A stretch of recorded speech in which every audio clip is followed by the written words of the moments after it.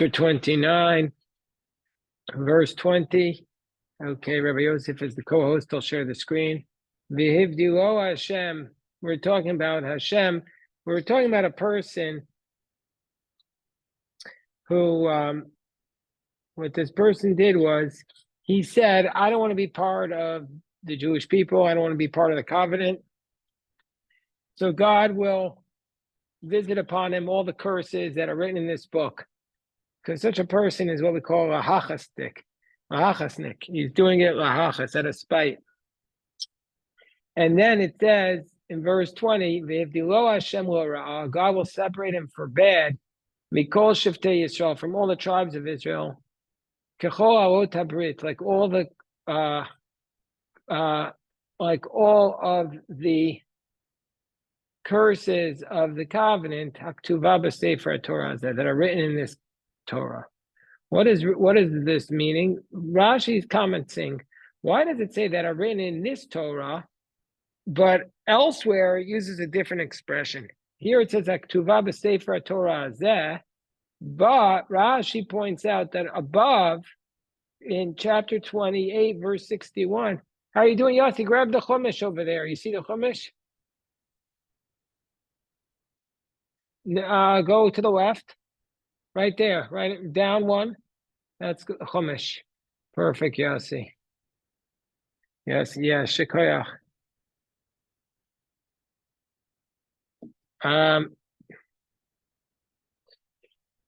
Okay, so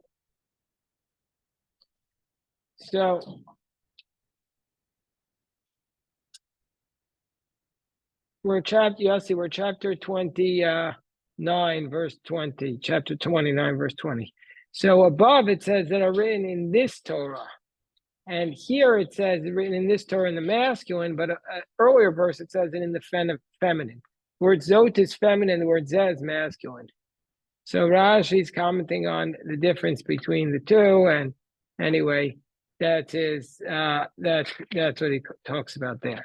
Okay, we're not going to read that whole Rashi in depth. V'amar ador acharon, and the later generation will say, "B'nechem asher yakumu mi'achrechem, your children which will get up from after you, v'nachri asher yavot me'eretz rechuka, and foreigner who comes from a faraway land, ra'uas makos ha'aretzahi, and they see the plagues of this land, v'estachueha asher chila Hashem ba, the afflictions that God placed upon it.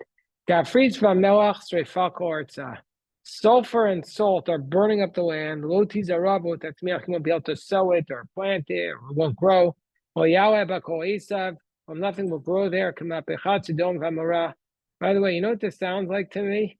It sounds like a bomb hit it. That nothing will be able to grow, be devastated. Like the turn of Sodom and Gomorrah. Adman Tzvoyim, Asher Afach Hashem Ba'pol V'cham. So that God turned over in his anger and wrath. And all the nations will say, yes, Rabbi Yosef. Rabbi Yosef, yes.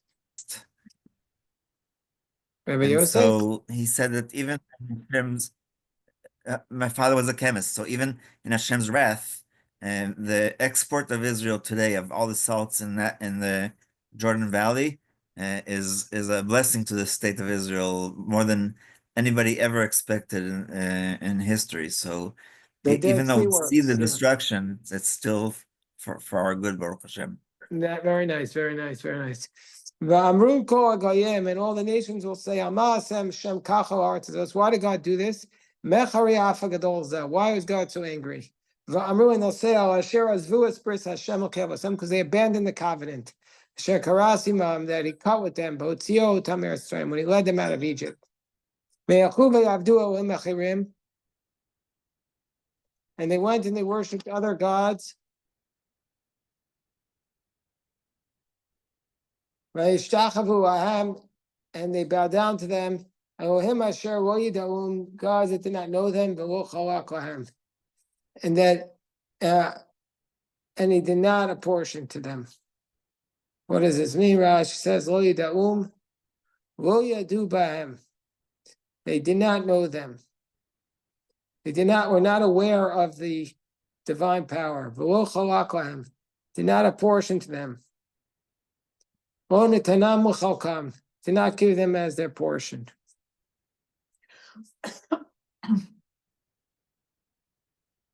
Okay.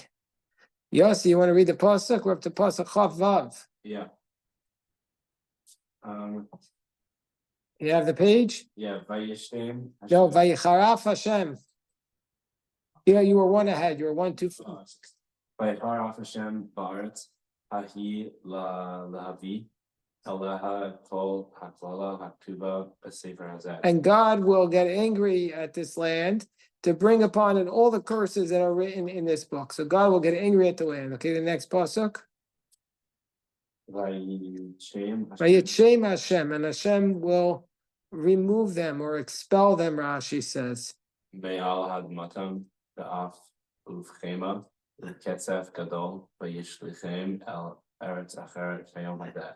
Right, so, okay, so God will expel them from the land with anger and wrath. It's great anger and wrath. Vayashlichem el eretz acheret, and he will send them off to another land, kayom hazeh, like this very day. The word vayashlichem is written with a large lamed. It's written with a large lamed. You see that? So it's a scribal oddity. Rashi doesn't comment on it, so just give me 1 second. I want to get the Balaturim. Balaturim often comments why the letter is larger. Hold on. What is that word?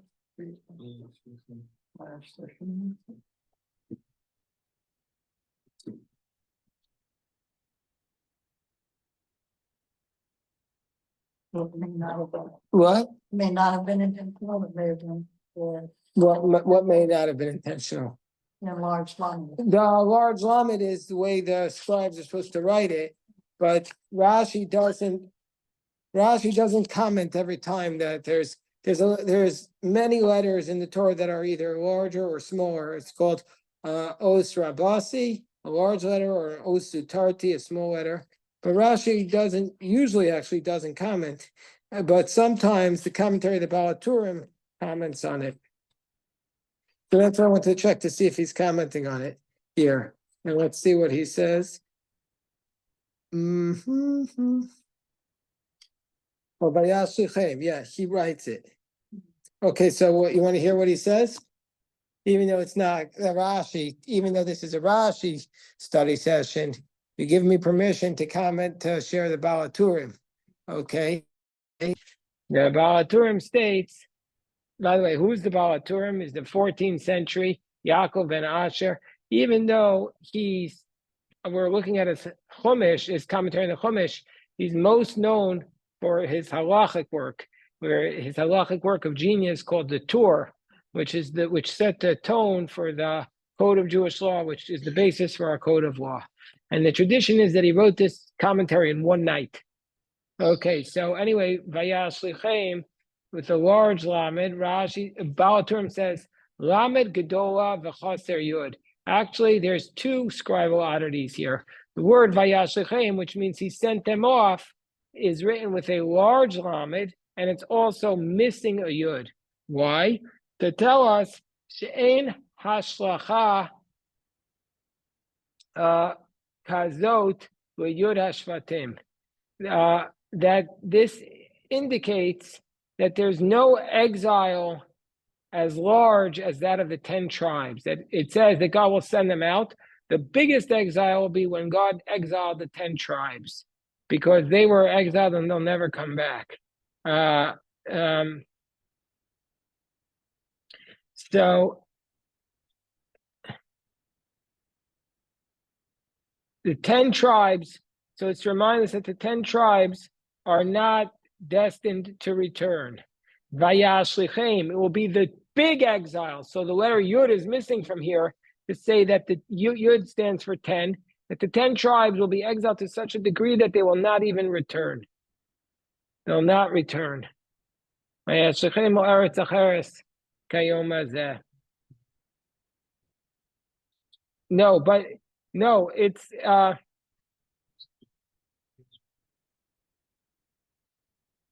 no, I'm sorry.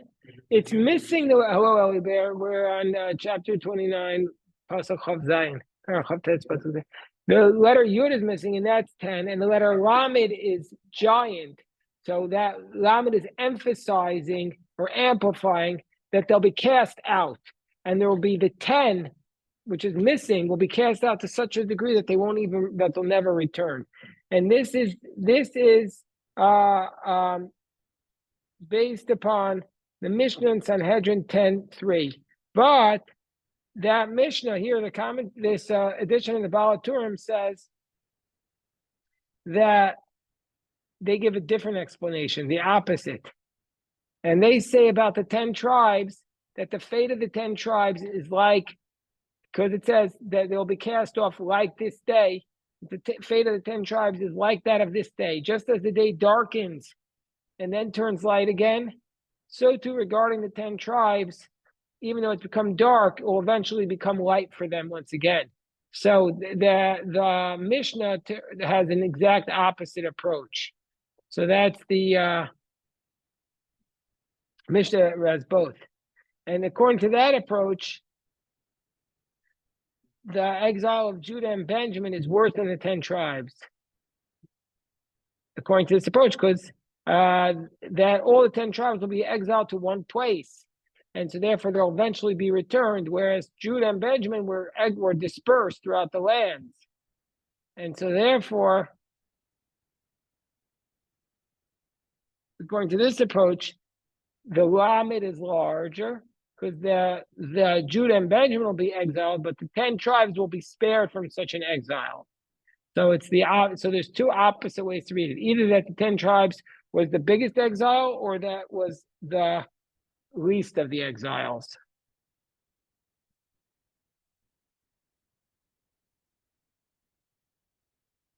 Well, historically, Judah and Benjamin was twice, and the 10 tribes was only once. Right? Yeah, I guess you could say that. Okay, so we go on. Hold on one second. Okay. Hold on one second. Okay. Okay, what's going on now? Okay, now this next pasuk is also very, very famous scribal oddity. Very, very, very famous scribal oddity here. Yeah.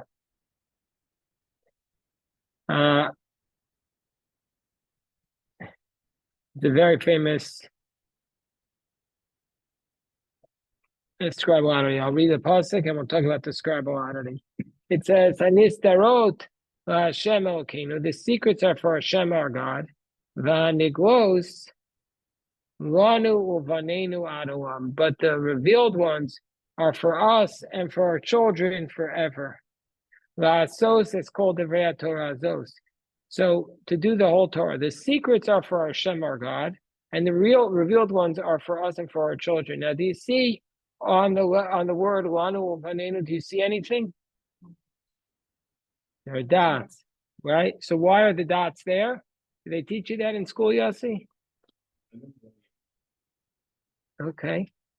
So they taught it to you, but they have to teach it more than once for all of us to remember, or they just expect us to review it. That's the right answer. And that they want us to review it every year. Anistaros Lashem Elkeinu. So the secrets are for God. So Rashi tells us, Im Tomru, let's say, what are we supposed to do?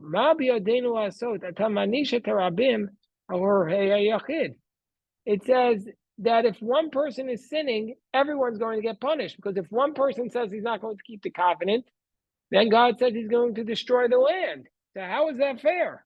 What are we going to do if one person has his own improper thoughts and saying he's not going to, he's going to bring down everybody? That's just completely unfair. As it states, Penyesh bachem isha isha, and afterwards says, so the whole land is going to be affected by one man or one woman. We don't know what this other person is thinking. So it says Rashi, I am not going to punish you for the secrets. Don't worry about what the other person is doing in secret. That's not your job. You don't have to go into their living room when their lights are out and set up a nanny cam to catch them doing something. You don't have to do that. Shehein la Hashem Elokeinu. Those secrets are for God. God will punish the individual. But the revealed ones, the revealed sins, they are for us and for our children. That's our responsibility. Our responsibility is the public sin. To destroy the wickedness from our midst. If there's somebody committing a sin in public and we don't punish it, God will punish all of us. The dots are on us and our children. Lidrosh, to teach us, even for the revealed ones, God didn't punish us until they crossed over the Jordan. When they accepted the oath at Mount Gerizim and Mount Aval, they became guarantors for one another. So let me just first summarize what Rashi has said, and then we can discuss it, because there's a lot of powerful ideas in this Rashi. So first of all, Rashi is saying that the people were worried because God said, if one of you does something wrong, then I'm going to bring plagues upon the whole earth. So that means everybody is going to fail because of one person. What a terrible fate. So in that context, how are we supposed to know what one person's doing in secret? So therefore, for that reason, Rashi says that Hashem says, the secrets, don't worry about. The secret sins, that's God's responsibility. Our job is only the revealed sin. If somebody's doing a sin in public, it's our job to enforce it. And if we don't enforce it, then God is going to punish us. And why are there dots? Because why are there dots over the words lanu uvanenu ad, and there's one over the ayin? That's to tell us, says Rashi, that we're, even for the revealed sins, we're only responsible once we come into the land of Canaan. But before that, we didn't have a covenant amongst the Jewish people, so we weren't all responsible for one another. We only became responsible for one another once we came into the land. Now, so that's a very good question. The dots, the dots. Hey, Isaac, how you doing? Hi, Harold. So the dots are, well, first of all, I'll explain to you that the dots are what's called the puncta extraordinaria, the incredible dots. So the dots are there. Some have argued that they were originally like scribal notes, or maybe there was a question about whether or not they are supposed to be there, the letters, or the way they were spelled. But the Midrash came and expounded them. And so some of them are expounded in the Gemara, and some of them are just other Midrashim. But it's not like very clear why they gave that drasha as opposed to a different drasha. The Baal Turim has a different drasha here, which I'll read, because it also doesn't explain why is it on the ayin of Ad Olam. It's only on one letter there.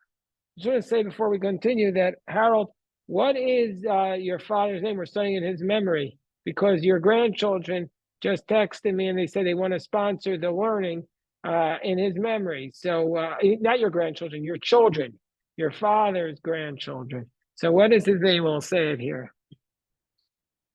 It's like Isaac Ben Dov, Birchcott, right? So okay.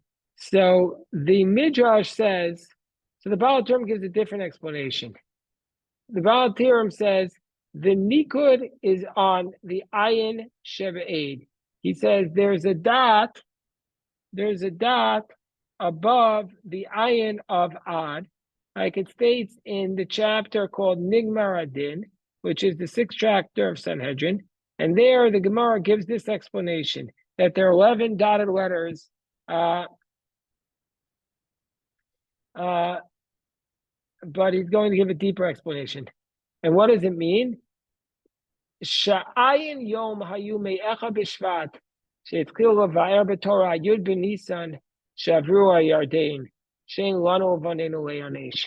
So he gives a different explanation, or he clarifies Rashi's explanation.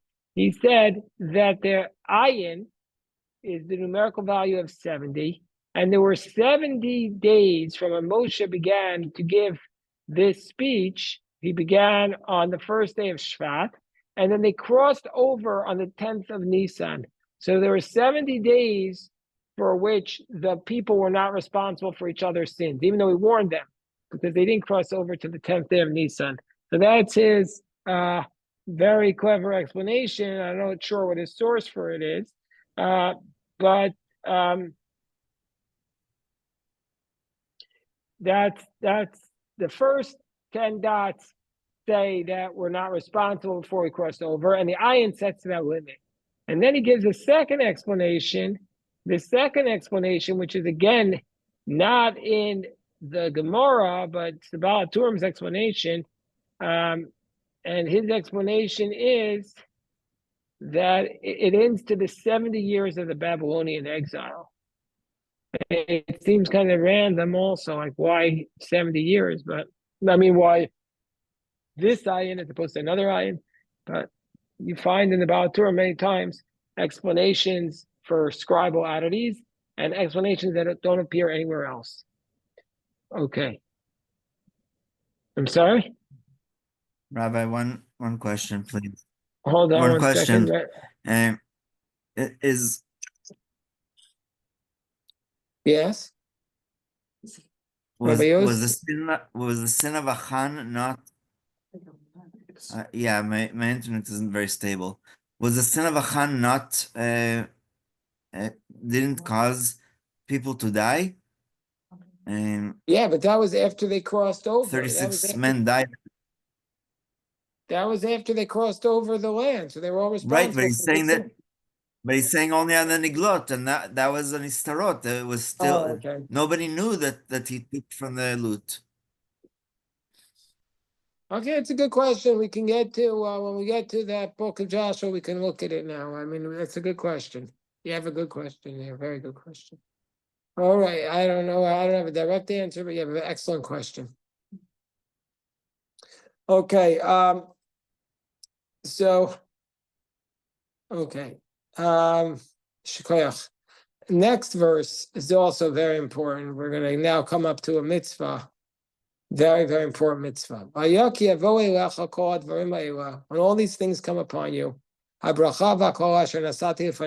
blessings and curses that I gave before you, and you return to your heart, and you want to return to your heart from all the nations where God has sent you. Vishavta et Hashem Elokecha. Vishavta ad Hashem Elokecha, and you return to God. So this is a question, this is one of the biggest questions, the mysteries. Some say that this is referring to the mitzvah of, what mitzvah is this referring to? This is the mitzvah of teshuvah, of return. But some say, how can teshuvah be a mitzvah? Because what if you don't sin?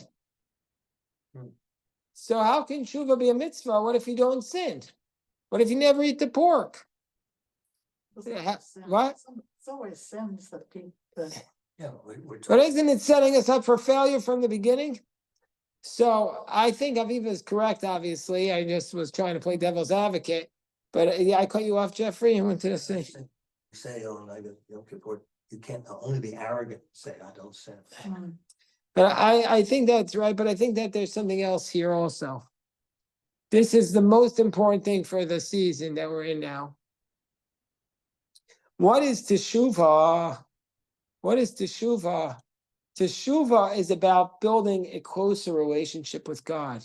It's not necessarily coming from a sin.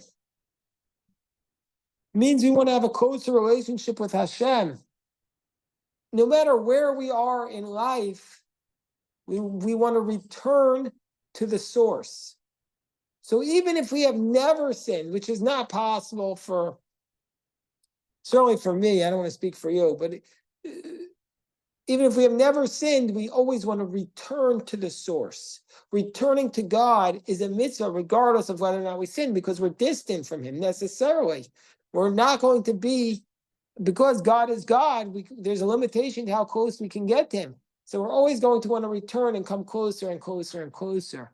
And therefore, no matter whether or not we've sinned, the mitzvah is v'shavta, v'shavat Hashem al kachat shevutcha. Just before we stop, I want to share one idea that because it's Yitzhak Isaac ben Dov's yortzeit tonight, Yitzhak Isaac ben Dov's grandson sent me a Dvar Torah, Leah, and he sent me a Dvar Torah, that why don't we do this Shabbos is the Shabbos before Rosh Hashanah. It's also the Shabbos before Rosh Chodesh. So why don't we do Birkat HaChodesh this Shabbos? So one of the explanations is that it's, like you want to mix up the Satan. Like that's the reason we don't put a shofar on Erev Rosh Hashanah. But the Baal HaTurim gives a different, I'm not the Baal HaTurim, the Shem Shmuel gives a different explanation. He says the whole purpose of the Birkat HaChodesh is to draw the blessings from the previous month and from the mitzvah onto the new month. So we continue the blessings from the previous month. But Rosh Hashanah, we start fresh, we start new. So therefore, we don't have anything holding us back. So we don't need to draw down those blessings because we're starting fresh and we're starting new. Anyway, that's some of the ideas in memory of the Shema Shrav Aliyah, Yitzhak Isaac ben Dov Shekoyach, and let us daven mincha now.